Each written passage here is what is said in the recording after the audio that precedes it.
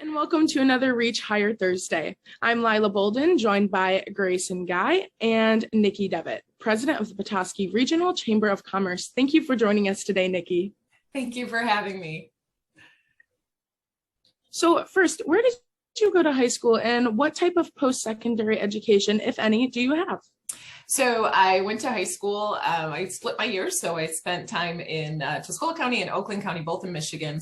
And graduated in a long time ago and then went straight into the workforce. So I have a little bit of a non-traditional path. Started out in restaurant and retail management, worked my way into media and broadcasting, started with newspaper and then into radio with sales and marketing. And then also ended up changing my path a little bit and working my way into upper management, also programming and on air when I was in radio. Entered the chamber industry about 8 years ago in marketing and communications and events programming role, and then took the president CEO position 2 years ago.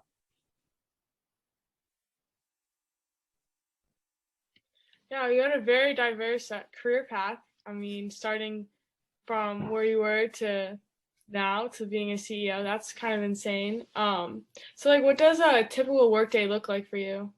So a Chamber of Commerce, what we do is essentially we are a business advocate vehicle and working with the community and to grow the economic well-being of businesses. And that has a lot of faces. So a typical day for me as the CEO, obviously, managing staff and working through those issues and always paying attention to, like any business owner would, what your financials are, where things are, what do your events look like, what are your turnouts, those kind of things. So you have that day-to-day process that you have to do. But because a chamber is so involved in so many aspects of not just business operations, but also the community, that means a lot of meetings and attending meetings and hosting meetings and also kind of trying to stay on top of everything. So that would mean that looking and going over new bill discussions in a legislative sense as to what's going on in Lansing and how that affects businesses and communities here in Northern Michigan. That means working with other community leaders and municipalities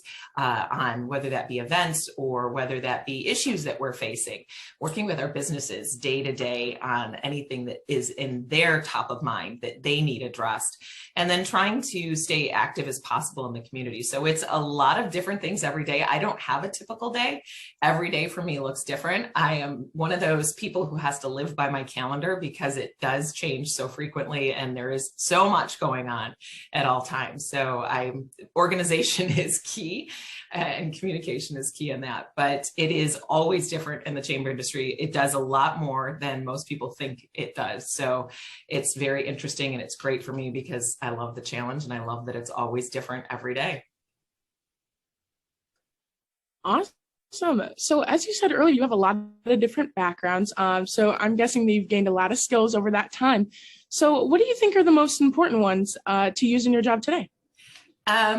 First and foremost, and a lot of it is because of my background, but I'm going to say communication. So communication is key. So whatever situation that you're in, honing your communication skills is going to be probably one of the most invaluable things that I use every day, because when you're in a different situation all the time and different topics and working with different people on different issues, you have to be able to communicate. So you have to be able to understand how to get your point across, or more importantly, how to listen so that you can solve a problem. So written and verbal communication are very big skills. Public speaking comes into that a lot in my role and what I do now. And so I'm grateful for the background that I have that's allowed me to hone that. And as scary as it may seem sometimes, it's actually quite something you can master, whether you believe it or not. I think also organization is a big skill. If you are somebody who lives by a digital calendar, great. If you're someone who has to write everything down in a notebook, fine. But figure out what that is for you that keeps you organized and on task. Because when you have a lot of different things coming at you, no matter what your career is, learning that is going to be one of the best things you can do to help. And I think lastly, having I don't think it's a skill, but having the ability to connect with people is a really big thing that you can do to make yourself better in your career and in your job path, whatever you choose, because once you do that, you're going to be able to learn more, advance more. So a lot of soft skills, as they call them, I think are key skills, and always being willing to learn. Always being up to a challenge is going to be a big skill set that you can take forward with you. Having that non-traditional path, I've always had to learn everything that I get into. And I find that the more that you read, the more that you listen to others, find that mentor, the easier it makes you to elevate yourself or to learn something different and adapt to something new. Beautiful. So I feel like I'll speak for both of us when I say this, that this job is a lot broader than I thought it would be.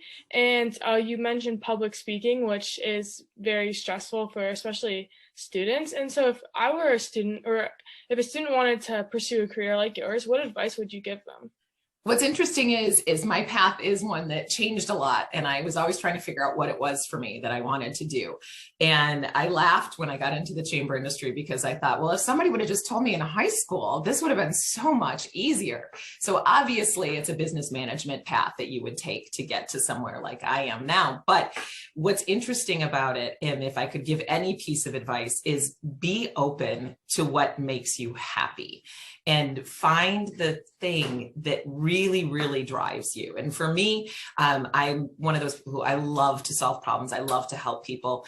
And I love to be able to use those skills, public speaking, communication, and research, and that adaptability to do things. So find what's just you. And it doesn't have to be a job title that you necessarily think is that you know all about. So be open to learning about new positions and careers and opportunities, because when you're sitting there and you think, I want to be X, I want to be this, and it doesn't necessarily fit you, then be open to finding something that's different and new. So I think if you go back and you look at it, it's be open to all the possibilities and use your skills to what put you where you want to be. So I guess for me, it's also don't ever knock down a challenge. Don't ever think that you can't do something, because you can do absolutely anything you put your mind to, no matter what your background is. You can get there. It's a lot of hard work, but if you are willing to put in the work, you can achieve anything you want to.